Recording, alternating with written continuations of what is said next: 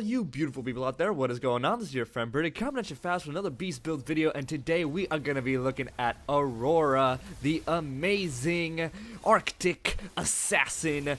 Wow, as you guys are watching some gameplay from my stream, well actually I went back and recorded this again through the theater mode, but I did get this on my live stream yesterday, so if you guys were there, awesome. If you weren't, start tuning into the streams because they're loads of fun.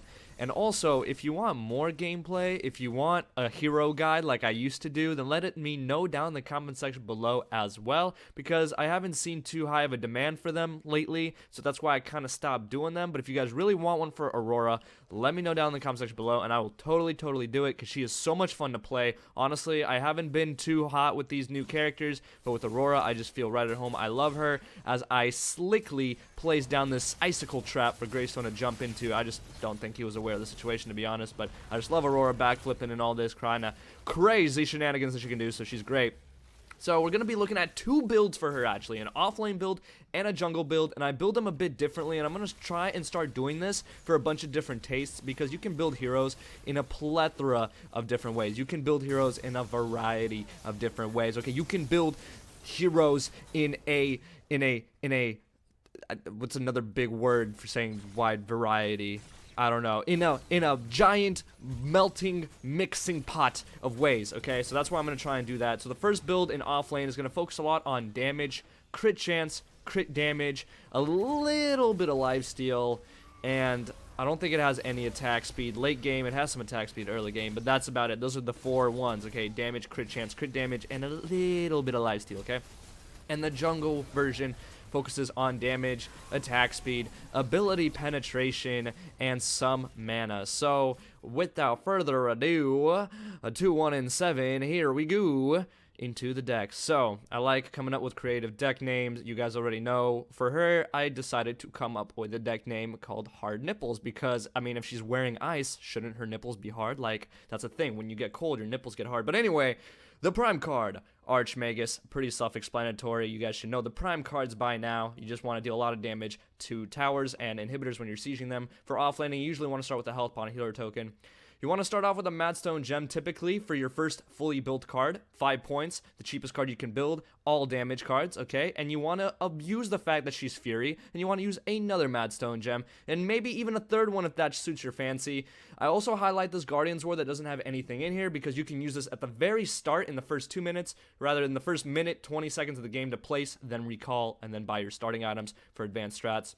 But your actual early game ward is going to be this one, Brawler's Ward, for that mana and that damage when it's fully upgraded. And then your early game lifesteal for your lane sustainability that's going to replace your healer token and such is going to be Brandon the Iron Eater. This is also going to give you 4% crit chance, which is going to then allow you to build into Blade of Aurora for some more damage. And if you get lucky, for an insane amount of damage with just that 4% crit chance. But that's going to change soon once you start throwing away these early game cards. You can start throwing away Madstone Gems. You can start throwing away even Brandon the Lifestealer, but maybe a bit later, in order to replace them for these Impact Hammers. I have one Impact Hammer with 2 major casts and 1 major wound, and another one with 2 major wounds and 1 major cast. So they're a bit opposite of each other.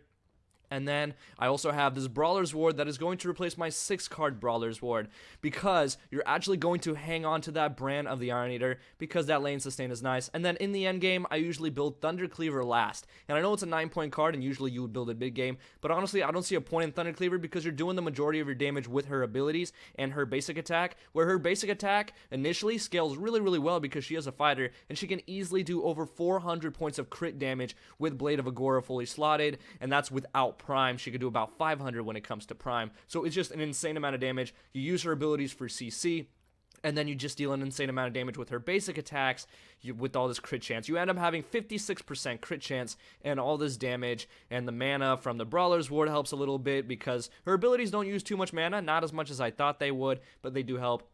And then Thunder Cleaver also helps clear waves, but her wave clear is pretty decent for a fighter if you know how to make that minions run into her icicle circle. And now we have Hard Nipples in the jungle. This is her jungle deck. So again, Archmagus, same Prime card. And the only thing you're going to have in consumables is Health Pot. That's the only thing you're going to have room for in this deck.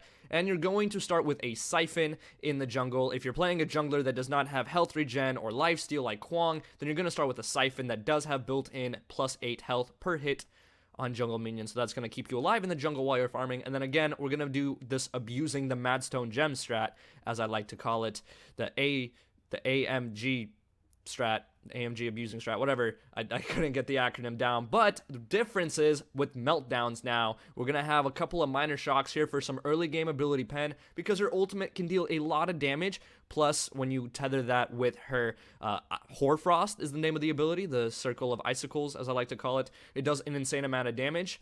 And then the next thing we're going to move into is Chronomancer Disc for that 10% cooldown, so we can be using her abilities as much as possible, because we are going to be dealing more damage with her abilities, because her abilities do have a pretty decent cooldown later on in the game. And then Plasma Channel, which shreds 4 ability armor from nearby enemies for 4 seconds, and this stacks when there's a lot of people around you. So if there's 3 enemies around you, you're going to shred 12 points of ability armor from each one of those enemies. So it stacks depending on how many people are around you. So this is really nice. It's a 6-point card. It's pretty much like, not Scarab Claws, but the other one, Scourging Tails for Corruption.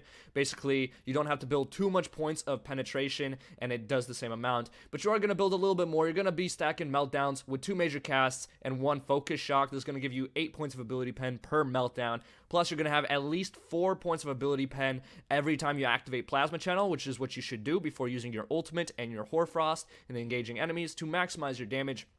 And then you're going to also have attack speed with the Swirling Wand. Note, it's a 13-point Whirling Wand. This counters the 8-point Chronomancer Disc. So that is a very important note to make. Do not put 12 points into it, or you're going to be short 1 point. And also, that Plasma Channel has a 3-point advanced mana in it, because you will want that for your final deck. And you probably don't need it, but you kind of had to put 3 points in somewhere. So if you want to put those 3 points somewhere else, if you really don't need it, feel free. But this is my variation of the deck previously. This is for jungling. Hopefully you guys enjoyed this video. If you did enjoy the fact that we got 2 decks, let me know as well. If you got to this point of the video, make sure you comment "Frozen nipples are fantastic" in the comment section below. And as always, make sure you all have a wonderful day. Peace.